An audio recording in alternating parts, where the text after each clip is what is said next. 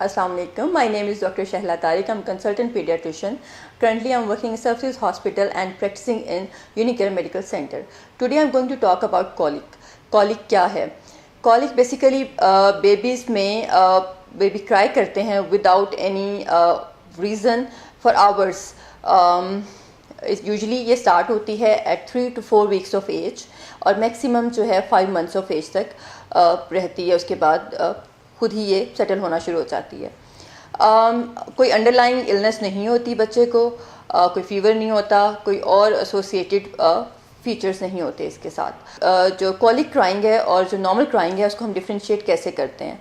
जो colic pen होती है इससे क्लियर स्टार्ट होता है और क्लियर एंड होता है और बड़ी प्रिडिक्टेबल टाइमिंग होती है. यूजुअली ये इवनिंग आवर्स में होती है और यूजुअली परसिस्ट करती है मोर देन 3 आवर्स. हम कॉलिक क्राइंग को और नॉर्मल क्राइंग को कैसे डिफ्रेंशिएट करते हैं. जो कॉलिक पेन है वो यूजुअली स्टार्ट होती है, इसका एक बड़ा क्लियर स्टार्ट और क्लियर एंड होता है, प्रिडिक्टेबल टाइमिंग होती है. यूजुअली ये इवनिंग आवर्स में ज़्यादा हो रही होती है. इसमें यूजुअली जो उसकी जो क्राइंग होती है वो बड़ी हाई पिच्ड होती है. It looks like more like screaming than crying, कि बच्चा चीख रहा है दर्द से. इसके अलावा जो है इसमें बच्चा रोते हुए अपना जिस्म अकड़ा लेता है बहुत दफ़ा. इसके अलावा अपनी फिस्ट जो हैं, अपनी मुठियाँ जो हैं उनकी क्लेंचिंग कर लेता है. अपनी बैक को जो है वो आर्चिंग करता है उसको अकड़ा के. इसके अलावा बच्चा जो है उसके फेस पे जो है फ्लशिंग होना शुरू हो जाती है, फेस का रंग बदल जाता है. तो ये कुछ फीचर्स हैं जो इसको नॉर्मल क्राइंग से डिफ्रेंशिएट करते हैं. नॉर्मल क्राइंग भी छोटे बच्चों में इनिशियल फ्यू मंथ्स में बहुत कॉमन है. यूजुअली जो बच्चा भूख की वजह से भी रोएगा, बच्चा उसका डायपर चेंज होना है तभी वो रोएगा, या विदाउट एनी रीज़न भी बच्चा रो सकता है. लेकिन आपने डिफ्रेंशिएट करना है कि कॉलिक क्राइंग कौन सी है और नॉर्मल क्राइंग कौन सी है. कॉलिक के कुछ ये फीचर्स हैं कि जिसमें स्टार्ट और एंड जो है वो विदाउट एनी ट्रिगर होगा और उसका जो टाइम जो है वो प्रिडिक्टेबल होगा. यूजुअली एक ही डे के एक ही टाइम पे वो स्टार्ट हो रही है और उसी तरह से रो के फिर खुद ही बंद हो जाएगी. पेरेंट्स और केयर गिवर्स उसको कंसोल करने में कामयाब नहीं रहते बहुत कोशिश के बावजूद. अब इसमें इसकी वजूहात क्या क्या होती हैं. अभी तक ना ही इसकी एग्जैक्ट वजूहात नॉन है, ना ही इसकी कोई ट्रीटमेंट स्ट्रैटजीज अभी तक कोई ऐसी नहीं है, ना ही कोई गोल्ड स्टैंडर्ड कोई मेडिकेशन है इसके लिए जो हम दें तो फ़ौरन से हो जाए. कुछ चीज़ें इसमें कुछ बच्चों में अफेक्ट करती हैं और कुछ बच्चों में नहीं करती, और कुछ में कोई चीज़ भी अफेक्ट नहीं करती.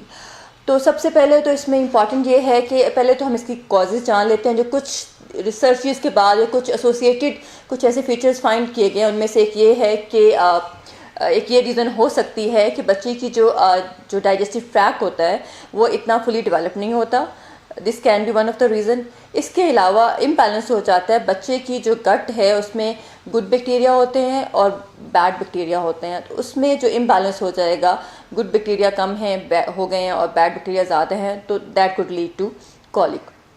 इसके अलावा कुछ बच्चों में फूड एलर्जीज या फूड इंटॉलरेंस हो सकती है उसमें, लेकिन कुछ और एसोसिएटेड फीचर्स भी होंगे. उसके लिए ज़रूरी है कि अपने पीडियाट्रिशियन को एवेलुएट कराया जाए. अगर एलर्जीज़ हैं तो सिर्फ ये नहीं कॉलिक होगी, साथ कुछ और भी होगा. उसमें रैश होगा या वॉमिटिंग होगी, डायरिया होगा. इसी तरह से कोई मिल्क इंटॉलरेंस है, लैक्टोज इंटॉलरेंस है, तो और फीचर्स भी होंगे.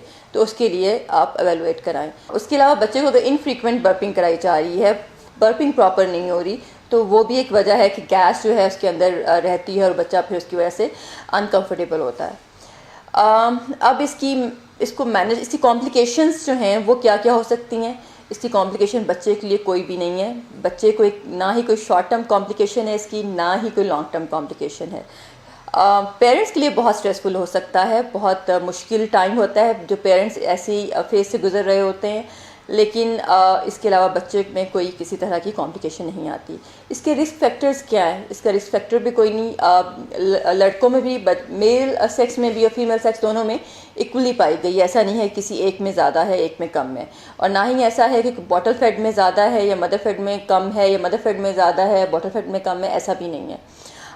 तीसरी चीज़ जो है इसमें ऐसा भी नहीं है कि प्री टर्म में है और टर्म में नहीं है, तो कोई ऐसा कोई ख़ास किसी में भी हो सकती है. अब इसको मैनेज कैसे किया जाए.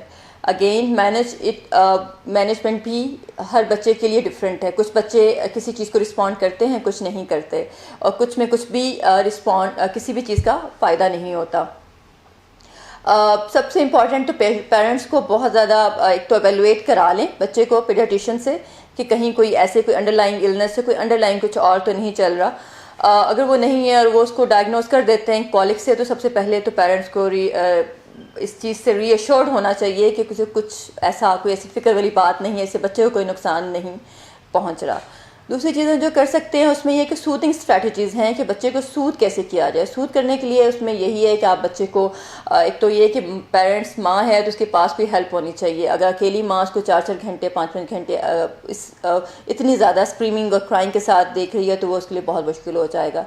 टर्न वाइज उठाएं, माँ ने उठाया फिर फादर उठाएं, फिर साथ कोई और कोई हेल्प है तो वो उसको उठाएं, थोड़ी वॉक करें, उसको थोड़ा रॉक करें या उसको गाड़ी पे ले जाएं, कहीं थोड़ी बाहर निकाल के। ये बहुत दफ़ा बहुत कुछ बच्चों पे इसका फ़ायदा होता है, या स्ट्रॉलर पे बाहर वॉक पे ले जाएं।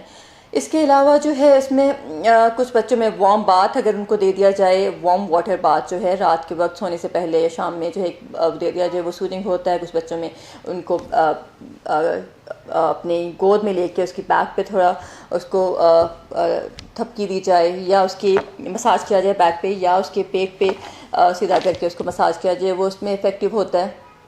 या इसके अलावा जो है ये किया जा सकता है कि बच्चे को एक तो बर्पिंग अगेन कि ड्यूरिंग फीड और आफ्टर फीड जो है वो बर्पिंग जो है बहुत ज़रूरी है, वो भी इसमें काफ़ी इफ़ेक्टिव होती है कुछ बच्चों में।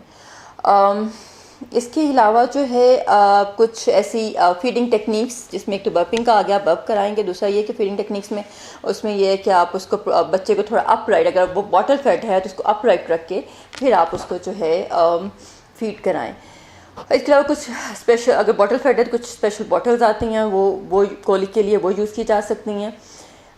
इस मेडिकेशन कुछ कॉलिक ड्रॉप्स आते हैं जो कुछ बच्चों में इफ़ेक्टिव होते हैं, कुछ में नहीं होते। अगेन वो एक ट्रायल दिया जा सकता है। जिन बच्चों में फूड एलर्जीज़ या लैक्टोज इंटॉलरेंस या काउ मिल्क प्रोटीन एलर्जी या कुछ ऐसा उनके पीडियाट्रिशियन को लग रहा है तो उसके लिए स्पेशल फार्मूलाज होते हैं कुछ इस तरह से, जैसे प्रोटीन्स, ऐसे फार्मूलाज होते हैं जिसमें प्रोटीन जो हैं वो ब्रेक डाउन हुए होते हैं स्मॉलर पीसेस में, वो बच्चों के लिए इफेक्टिव हो सकते हैं। वो अगर आपका पीडियाट्रिशियन आपको एडवाइस करता है या उस बच्चे को उनको लगता है कि इसको ये उस वजह से हो रहा है तो फिर वो उसको प्रिस्क्राइब करेगा और वो आप कर सकते हैं। लैक्टोज इंटॉलरेंस है तो उसके लिए लैक्टोज फ्री फार्मूलाज होते हैं कुछ, या लैक्टेज एंजाइम की फॉर्म में कुछ ड्रॉप्स आ रहे होते हैं, वो यूज़ कराए जा सकते हैं। सौंफ और इलायची वाला पानी कुछ बच्चों में बहुत इफेक्टिव होता है। अगर उसको फार्मूला फीड बच्चा पीता है तो उसके लिए उसको कुछ सौंफ और इलायची डाल के उसमें बॉयल किया जाए और फिर उसका फार्मूला फीड बनाया जाए तो वो काफ़ी इफेक्टिव होता है। इसके अलावा कुछ जो प्रोबायोटिक्स का रोल देखा जा रहा है कि कुछ प्रोबायोटिक्स जिनको हम गुड बैक्टीरिया कहते हैं वो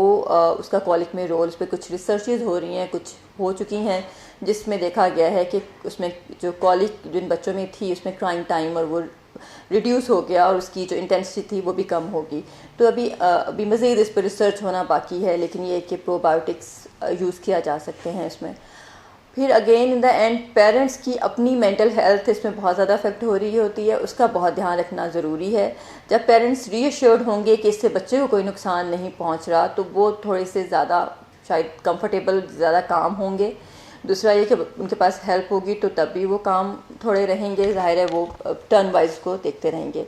इसके अलावा जो है मदर्स जिनमें ये बच्चे, जिनके बच्चों को ये मसला होता है उसमें पोस्टमार्टम डिप्रेशन में जाने की बहुत ज़्यादा चांसेस होते हैं, तो वो उसके लिए भी उनको भी देखा जाए।